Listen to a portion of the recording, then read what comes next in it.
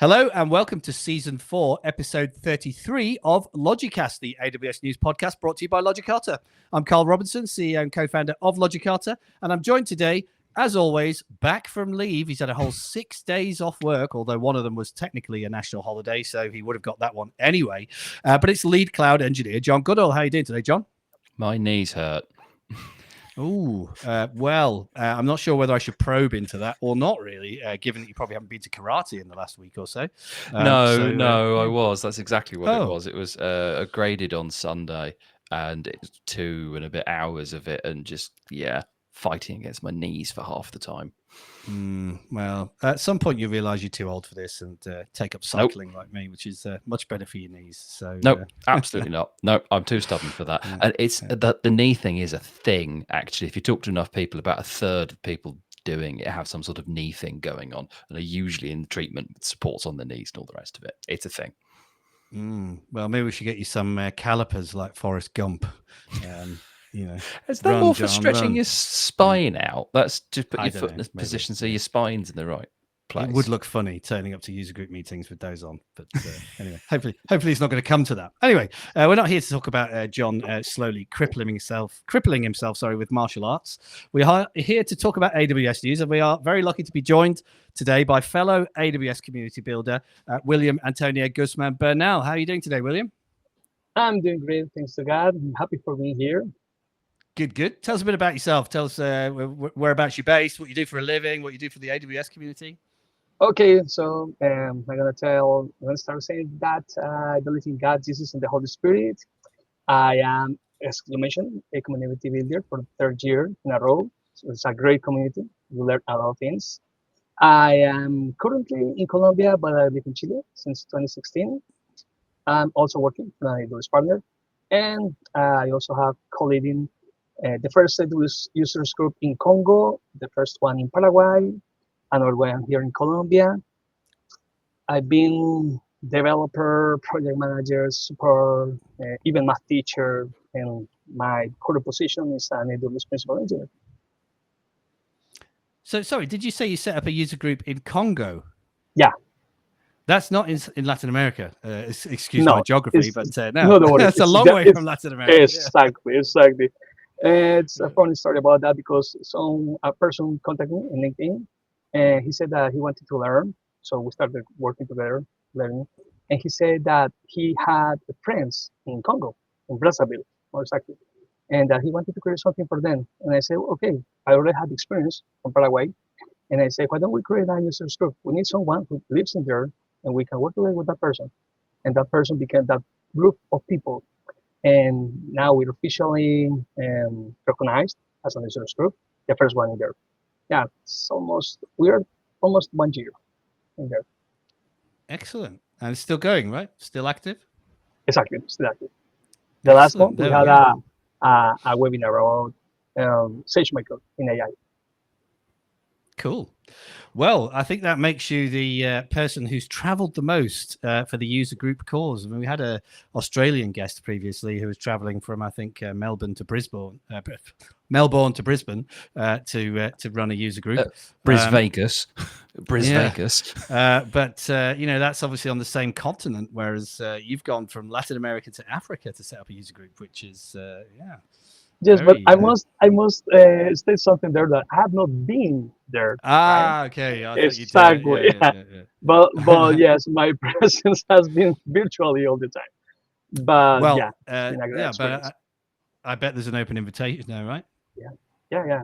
I'm sure that someday when I'm there. Exactly. What about the community day, the first one in Congo? Excellent.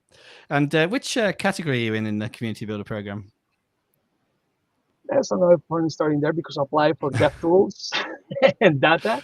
And then I didn't know there was a restriction about that. And when I was accepted in both. So I got accepted in DevTools and data. And the second year I was only accepted in data. And this 3rd year also in that. I got 2 welcome packages. I think Carl has 2 as well, but for a different reason.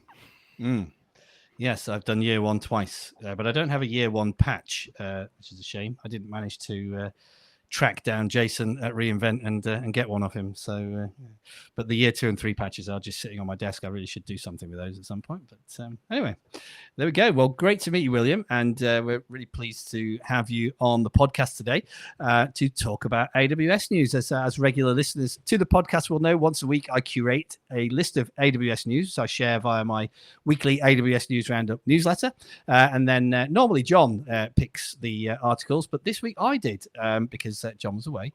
So I picked a selection of articles which I shared with John and William ahead of the weekend, all about what's been going on in the world of AWS. So let's take a look at the first of those articles. So this is an article from the AWS Cloud Financial Management blog, and the title is Streamline AWS Cost Analytics with New Customized Billing and Cost Management Dashboards. So this is an article from the 20th of August, so just under a week ago, and there had been an announcement into general availability of billing and cost management dashboards, which they're claiming is a new feature in the AWS Billing and Cost Management console that allows you to display multiple views of billing and cost data in a single page. Now, John, I thought that was always there. What's new about this? It's the whole single pane of glass thing that's new. So you've always been able to look at the various things within there. And for me, as an engineer, I don't, care about changing from saved views, because if you go into Cost Explorer, the default view is a breakdown across either the whole organization, if you're looking at an org master, or just that account, if you're in an account level, broken down by service with your spend for the last 6 months, which is pretty reasonable. It has an annoying bug, and I'm calling it a bug. I'm sure AWS call it a feature, but it's a bug as far as I'm concerned, which means that you have to, if you have credits applied anywhere, you have to go and exclude that as a charge type. So you have to expand your filters and then exclude credits as a charge type, because, okay, great, thank you for telling me that my actual bill is nothing. I want to know what the effective, what the charge was as opposed to what I paid, because credits are as credits do. There's ways and means of getting credits depending on sort of schemes that you're in and exams that you're employees pass and various other things that you can do to get credits. Like go to reInvent, you probably get some credits. Go to a summit, you'll probably find a way of spinning a wheel and getting some credits. It's a thing. But yeah, that's a pain in the ass to have to remember to exclude that. It's like, why is my bill nothing this month? Oh, wait, yeah, credits, turn that off. But yeah, you've always been able to look at this data. What this is much more of a you-friendly view, Carl, or an accounts team-friendly view that you can kind of put on a big screen in an office somewhere. I know people still work in those. I know we don't, but people do. You can put them on a big screen and you can look at lots of different things on the same view, kind of all next to each other. So you can look at, costs across services or across accounts.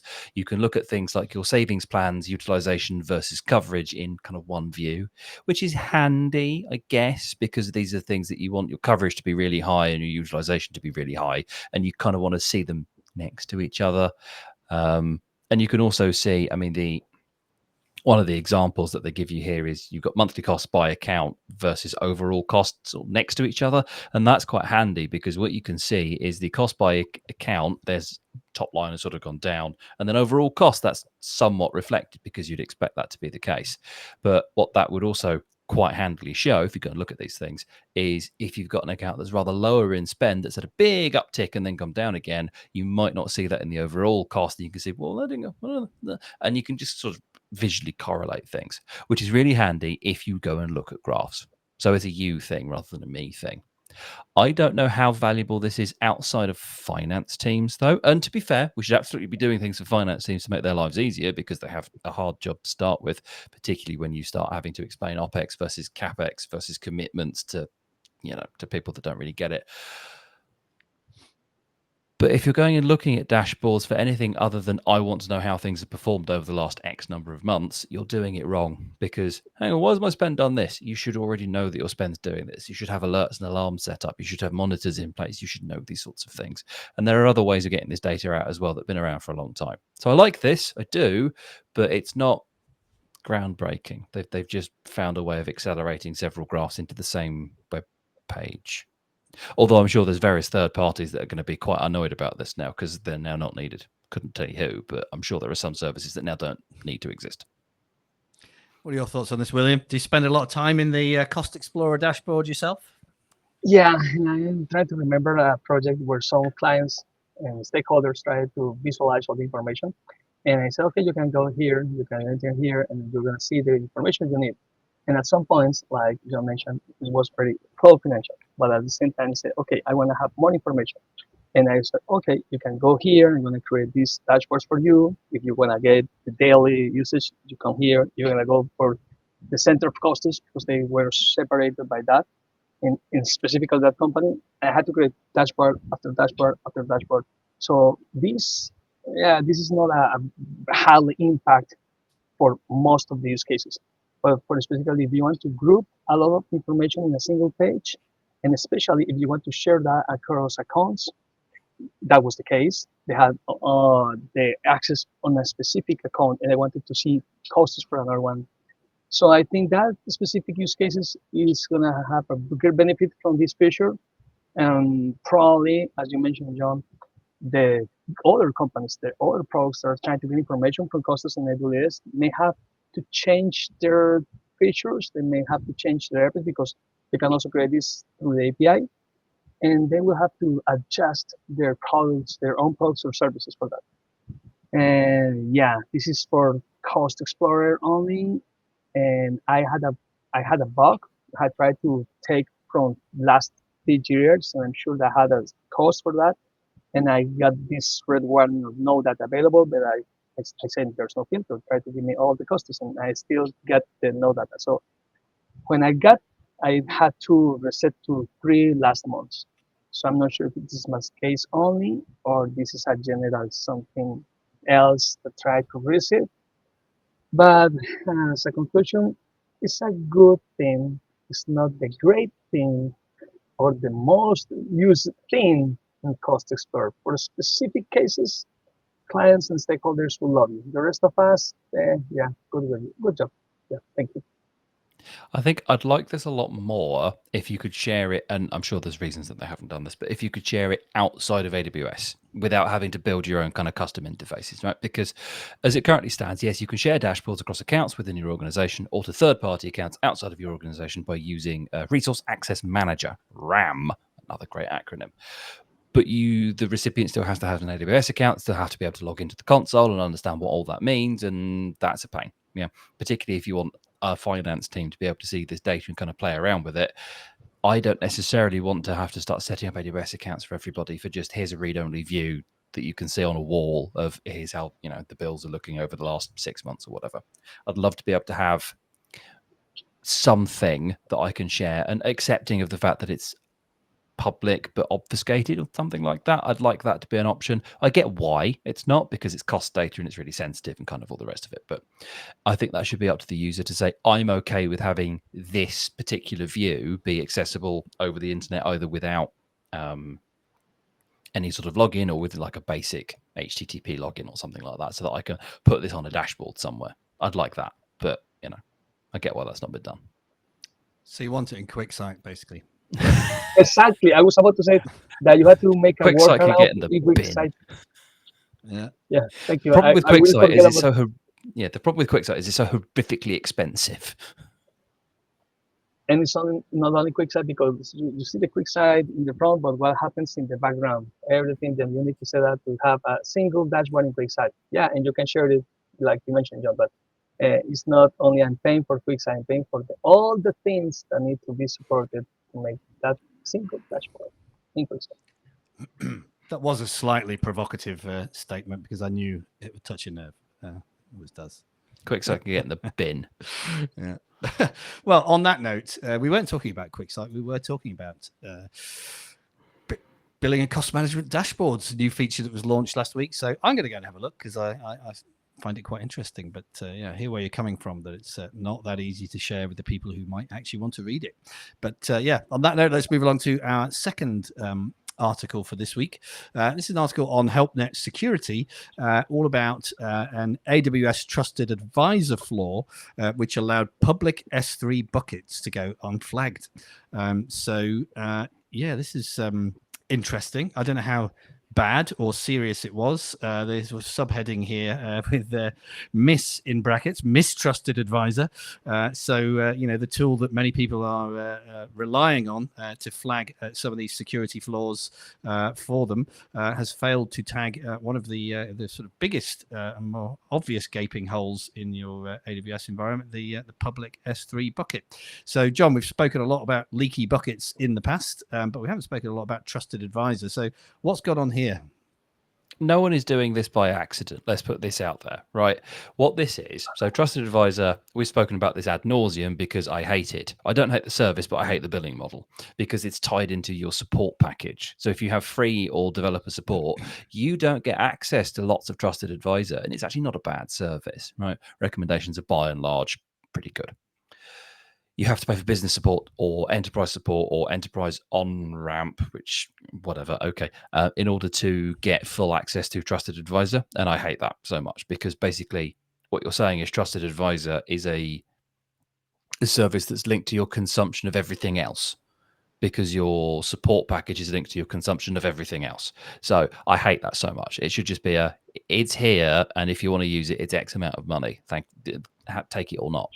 As opposed to tying it to something else, which I think is just wrong. But there we go. What's going on here is this isn't something you've done by accident, okay? This isn't a misconfiguration. This is someone doing something really very intentional to prove a point, I think, from the security researchers. So if you read the article, I'm just going to kind of skim through it real quick. What you can do with your S3 buckets is you set what's called resource policies. It's policy on the S3 bucket that allows it to do certain things or allows other people to do certain things with the bucket. Cool. You have to do that in certain cases to allow AWS services to be able to write to it on your behalf. Think access logs for ALBs, right? You have to set a bucket policy that lets the ALB service and the accounts that the ALB service uses in order to, write logs into your buckets. Cool. This is well known. What you could do, however, is you can set an ACL, which is an access control list, pre-canned, to public access. And then as a bucket policy level, you can set a deny that blocks get policy status, access block, and ACL. So nothing could talk to that bucket to interrogate its public-private status, its ACLs, and all the rest of it. By putting those two things together, it's open to the world, but Trusted Advisor can't see the settings, so it won't flag it as a problem because it can't see the settings. It's been blocked.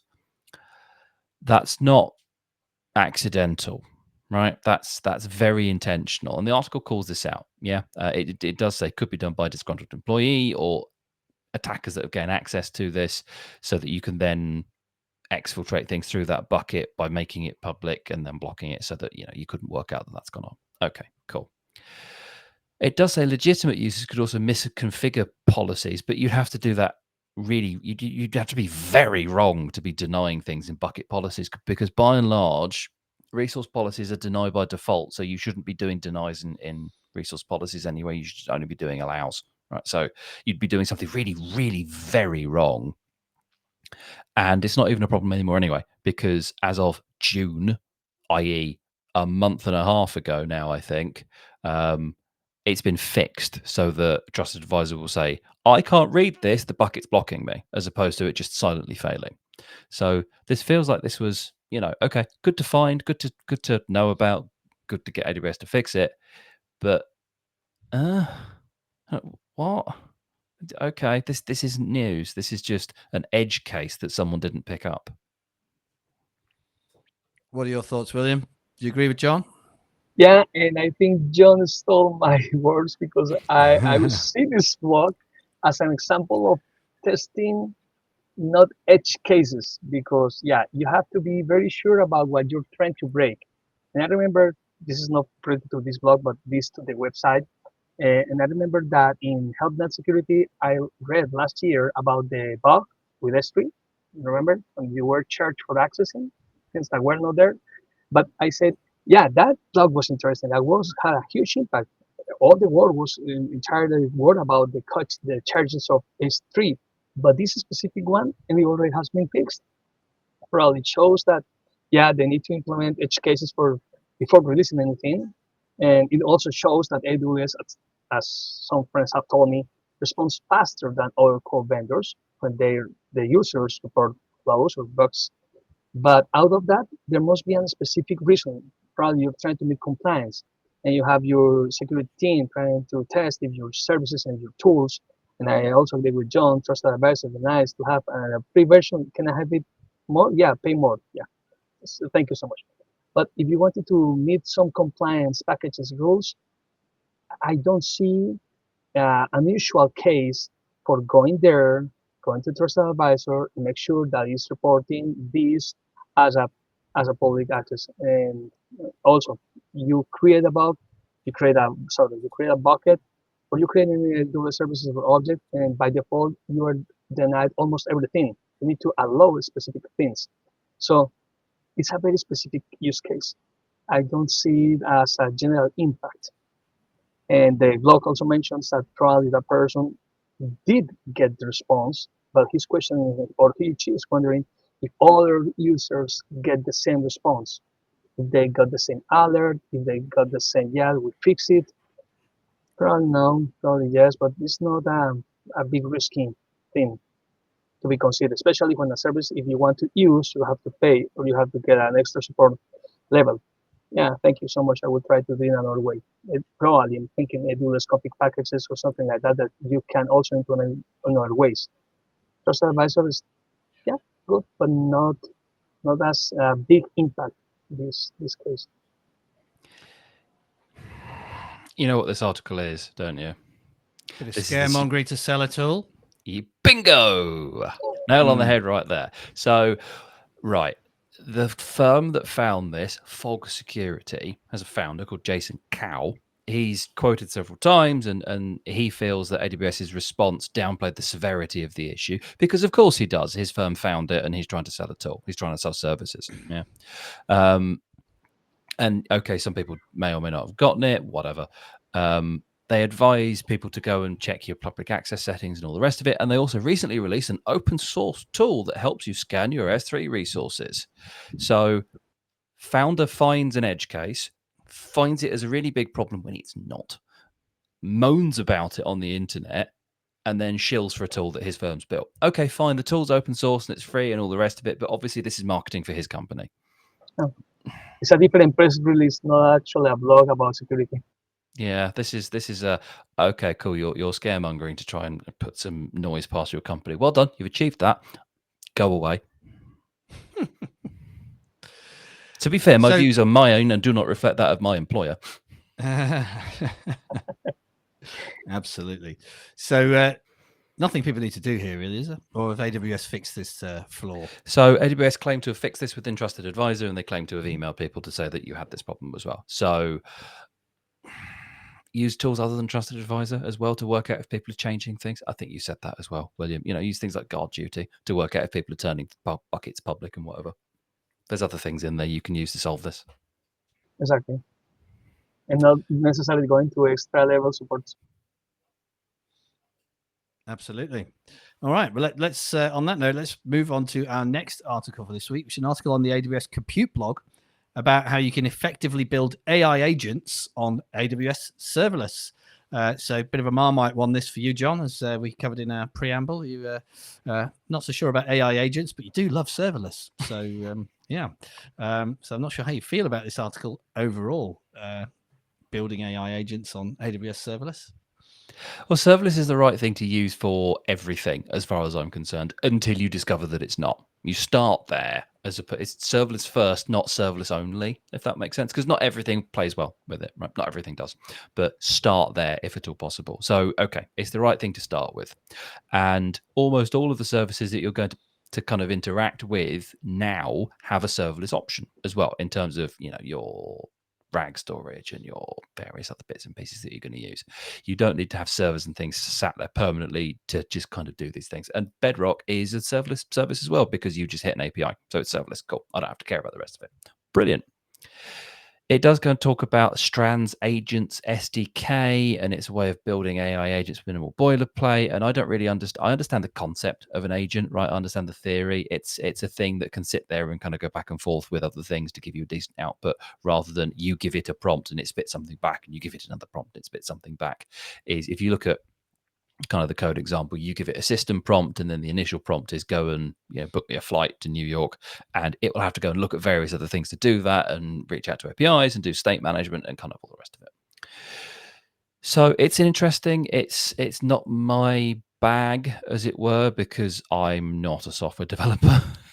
I call myself a software engineer to people that don't work in tech, but I'm not one of those, right? I'm a YAML basher at heart. I just like not having to manage servers. So it's interesting. I think it's absolutely the thing that you should be doing if you are building agents. But again, this is an awful lot of here's a new shiny thing we want to talk about. But most of the internet is still WordPress, isn't it? Yeah, very large percentage. But if I was to tell you that number, I would be making it up on the spot, like 99% of all statistics. But what are your thoughts? That was 103%. What are your thoughts on this, William?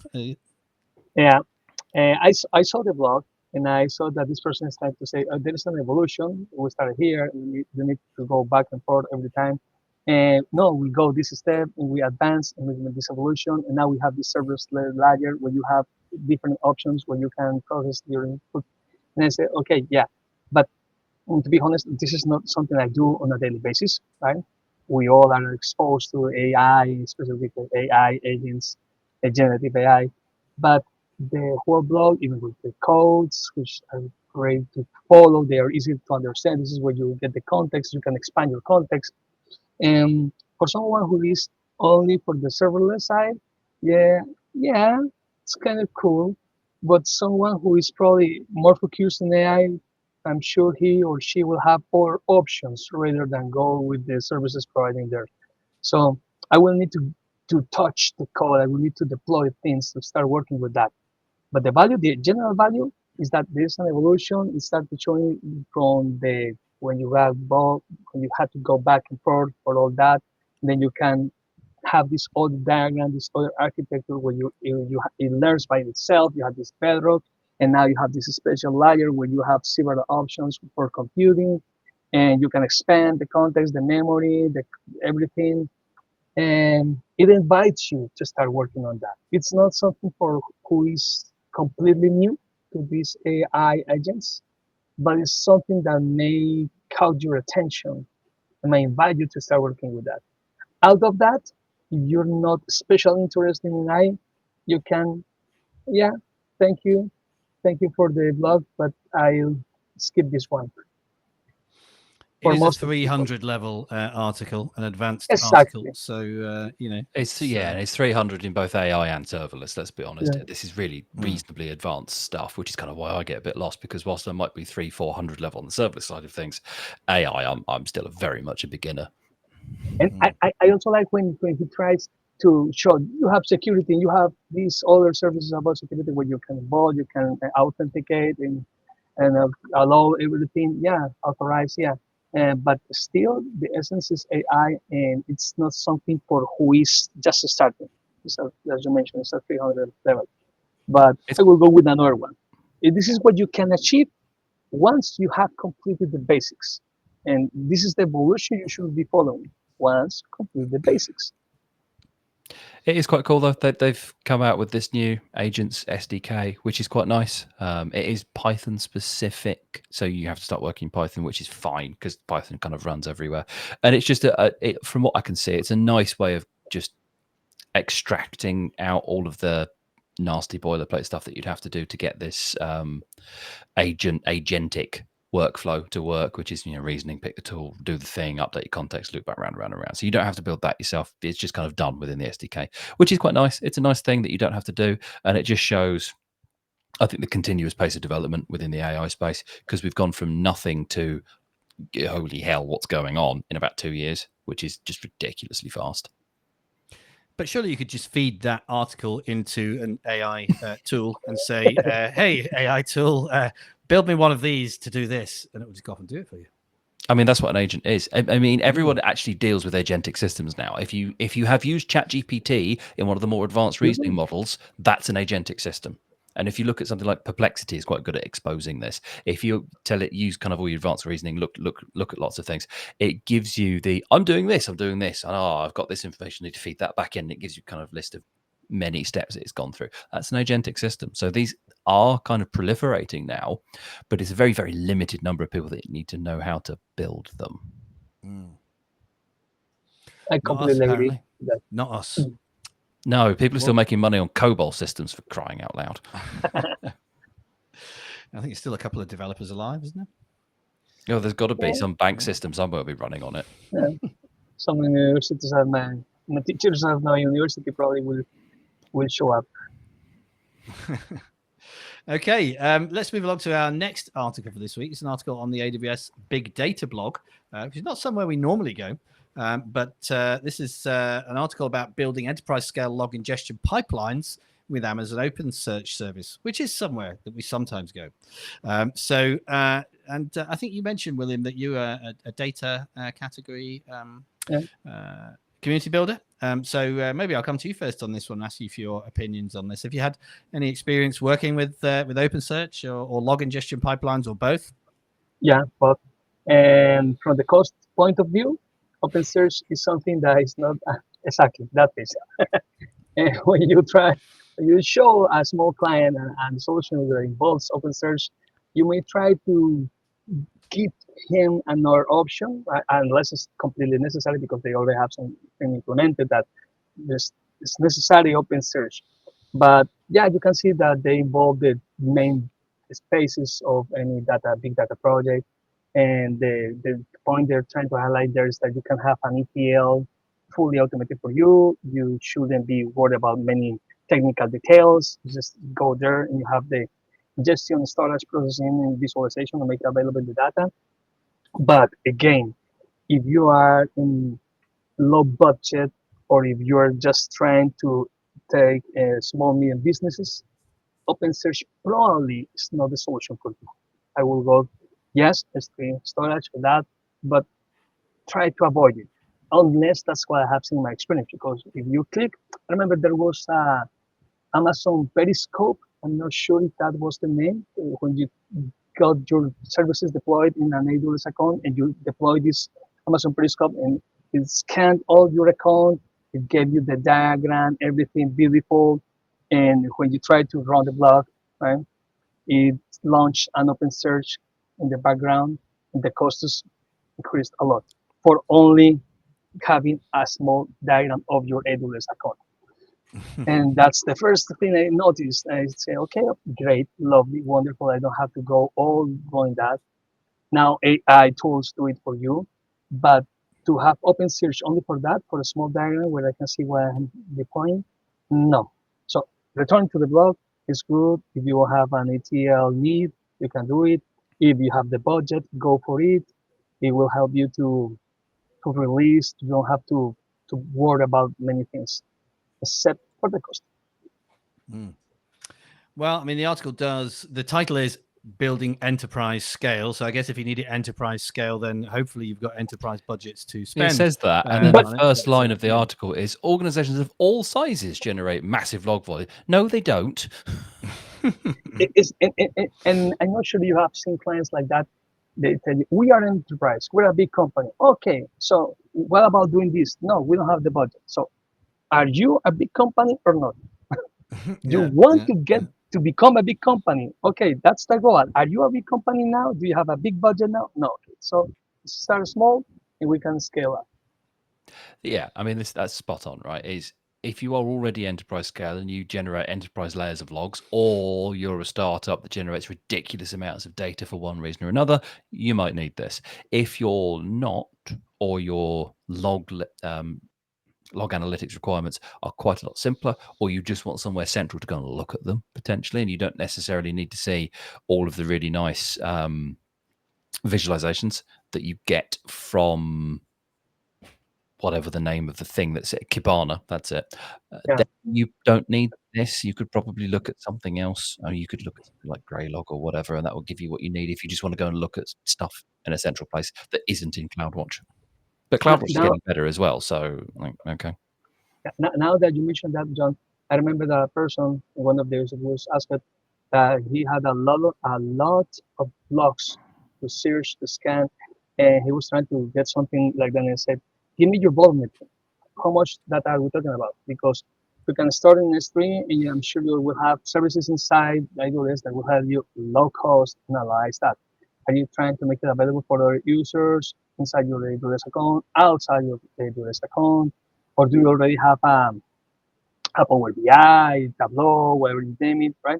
He said, no, I'm just have a lot of logs to analyze. Okay, so just keep there in S3, and I'm sure I will give you options to analyze it and make it available for other tools, avoiding the costs.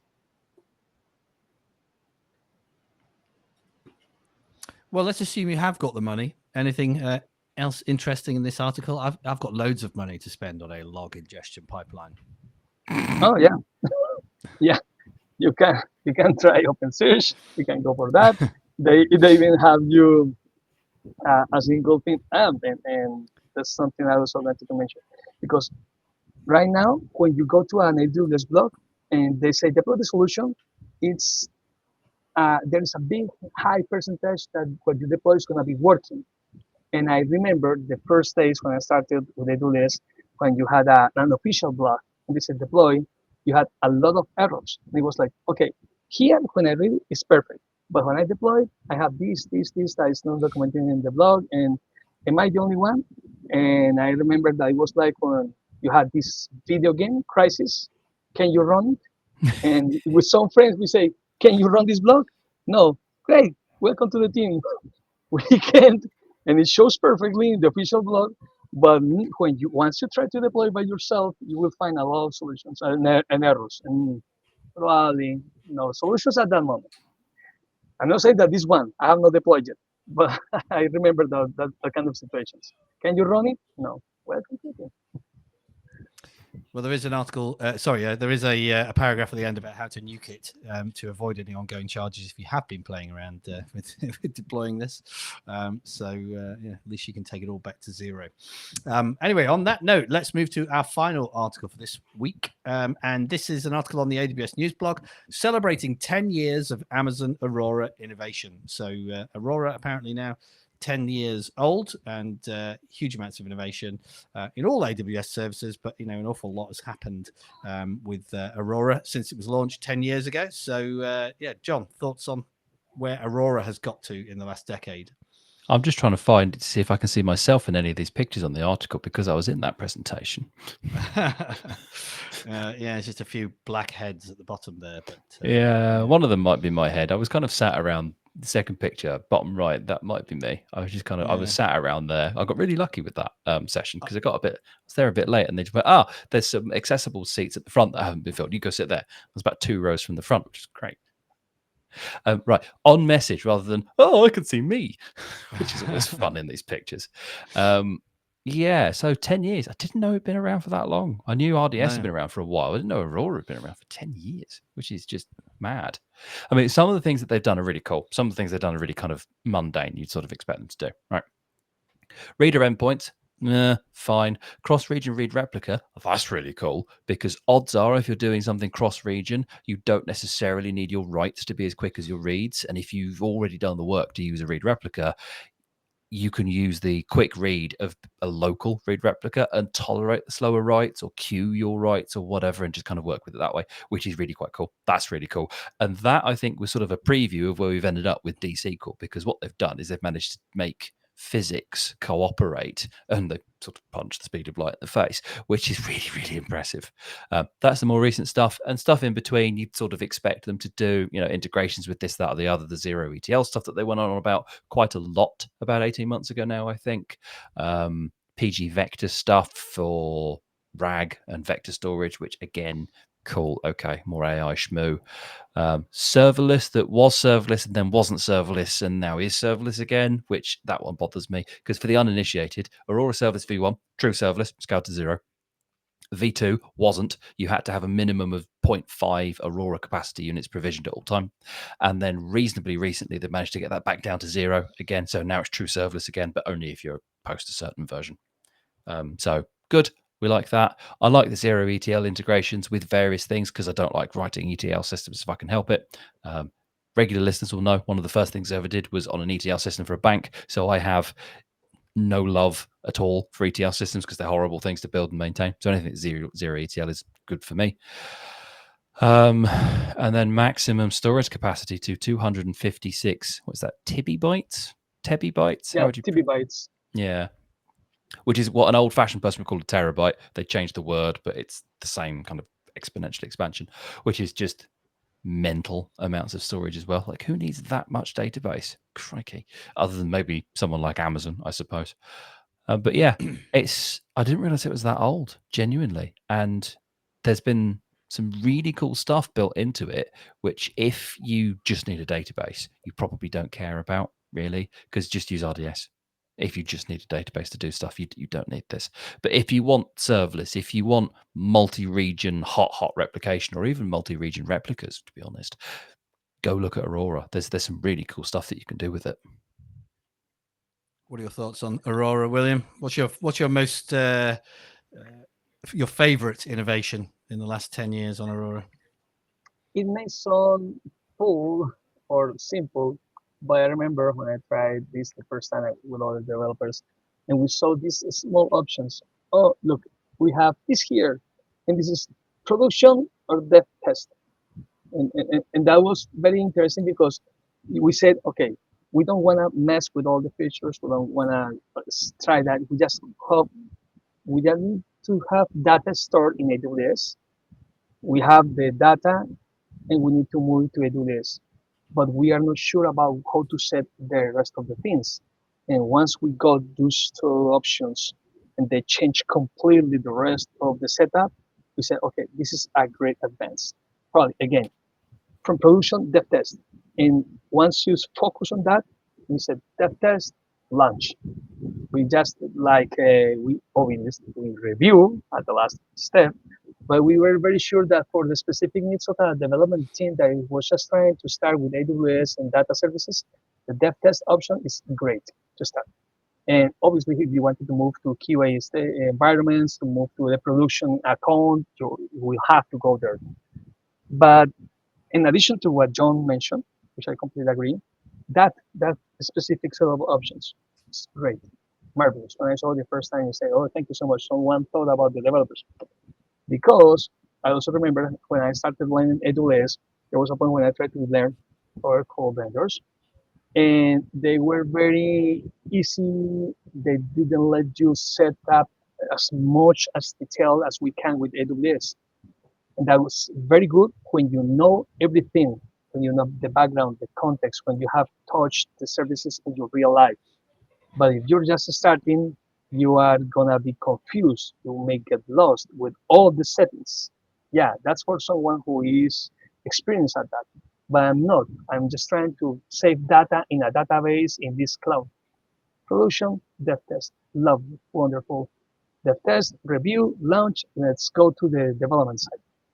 Let's go. I think, Nice. in my opinion, and I have shown that some to people, so I'm trying to mentor. Okay, if you want to start, make sure that this is what you're selecting. Production, if you want to test, if you want to read, if you want to understand, learn, I welcome you to do that. But once you have reviewed all that, if you're just learning, dev test, and the rest is history. Cool. So I'm going to just piggyback. I don't have a favorite improvement in Aurora, but I'll tell you what my favorite feature is, because I'm a really big nerd. Oh, The really? yeah, It's I know. never come through before, John. The read replicas are synchronous because they use the same storage. That's impressive, right? If you look at RDS, traditional RDS, you have your reader instance, which is a separate database, right? Which just uses kind of old-fashioned MySQL or Postgres replication. Cool, it works. And your replication lag is usually within a couple of seconds, which for most people is fine. It's absolutely fine. Aurora is zero lag because it's reading the same data. So it is read after write consistent on all endpoints. That's mad. So where's the storage then? It's the AWS manage it for you. So it's in some Amazon owned account somewhere. But it's the same disk. It's physically the same disk that the reader endpoints are reading from. It's not a separate. It's I don't quite understand it really. I think it's a separate database, okay, that's using the same storage. So it's just reading from the same disk, which means it's zero latency.